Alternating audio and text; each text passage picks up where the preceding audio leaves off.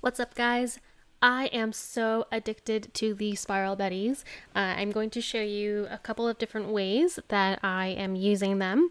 So if you've been on TikTok lately, you would have seen these starting to trend, and it's making its way around the Cricut community.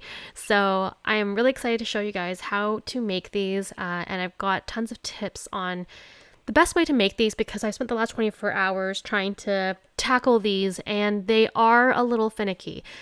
So let's get started.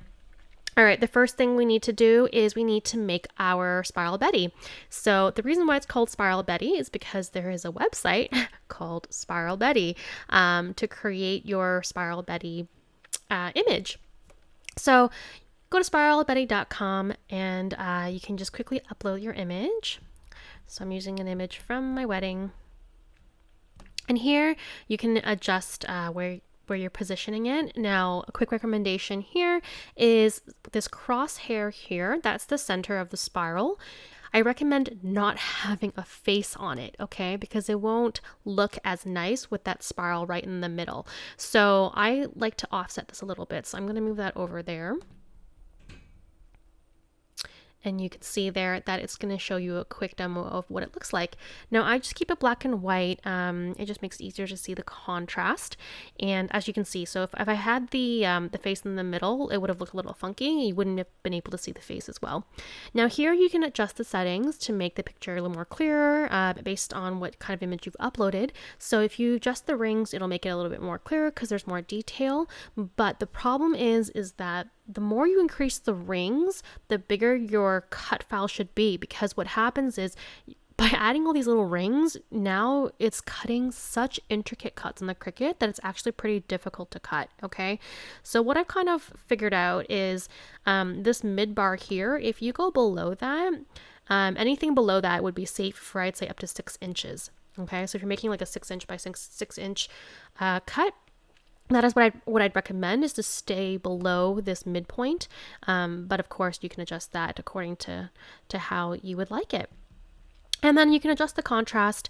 The other thing that works well is darker spots will cut a little bit better. So if you want to make it a little bit darker, it works a little bit better and it shows up a little bit better as well. So yeah, play with the settings, and then all you have to do is hit download. And once we've downloaded our file, we can pop over to Cricut Design Space. And here we can upload our image.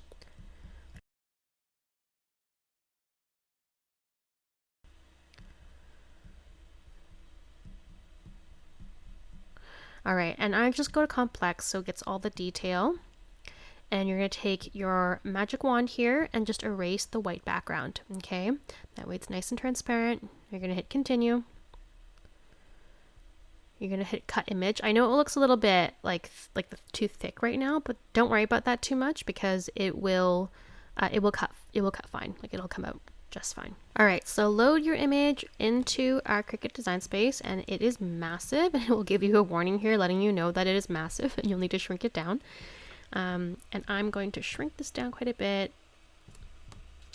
And I'm using this for a Spotify frame, so I'm going to shrink this down probably to about 6 inches.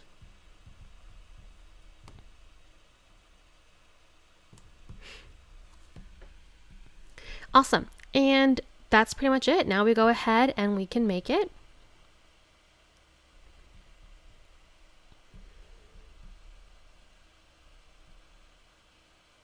And you can cut it out on your Cricut. Now I actually have a custom setting here that I've made for my vinyl because I don't like some of these settings that Cricut has.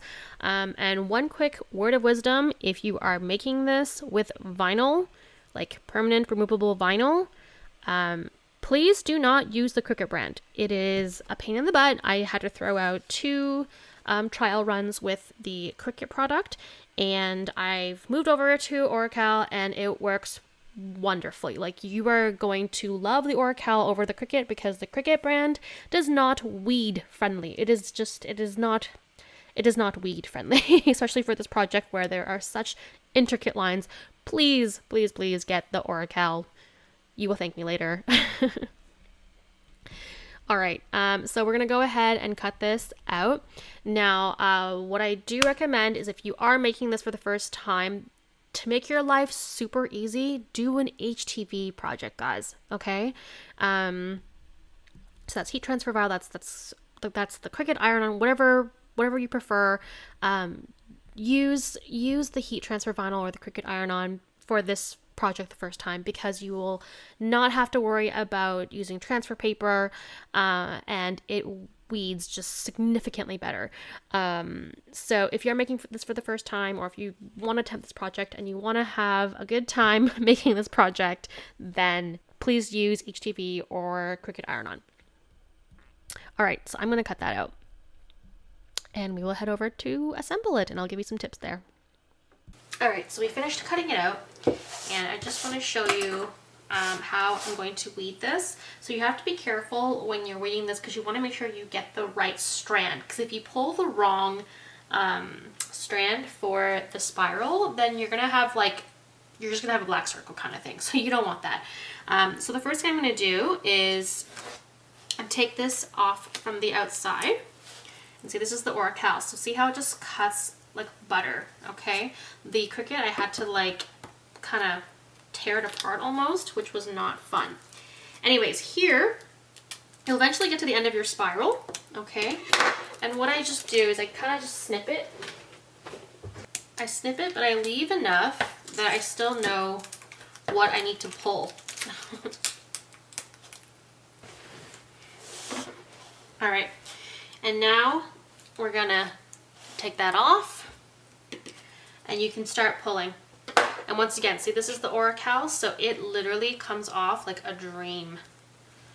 And this is the fun part, where we get to see everything come together.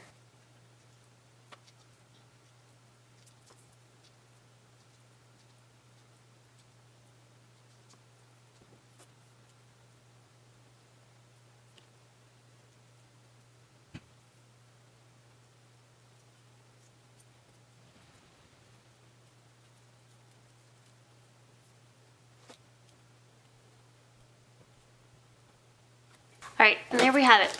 So if you decided to use permanent vinyl and not HTV or Cricut iron-on for this project, then we do need to transfer our image, okay? So I've taken the glass piece out of my frame, so I can apply that on the glass. Now, the best way I found to transfer this is to not use transfer tape, but instead to use painter's tape, okay? And what I do is I put strips of painter's tape across.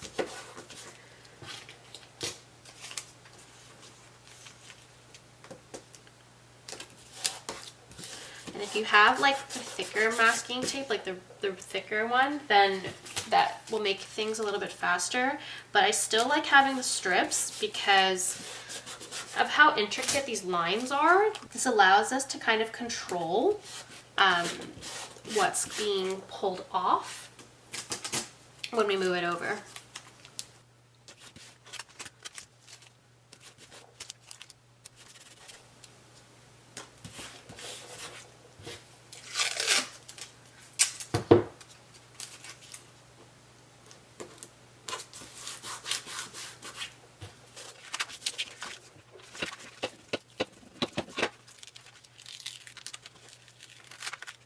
Now we can center our image.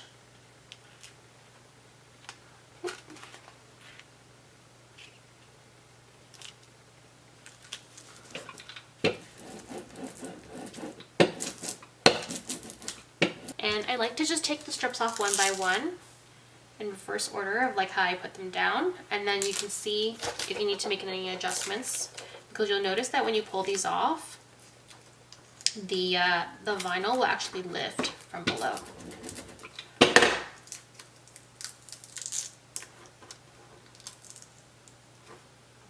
So this way you can kind of keep it down as you pull this off, and the circles don't move too much because you're doing it in layers.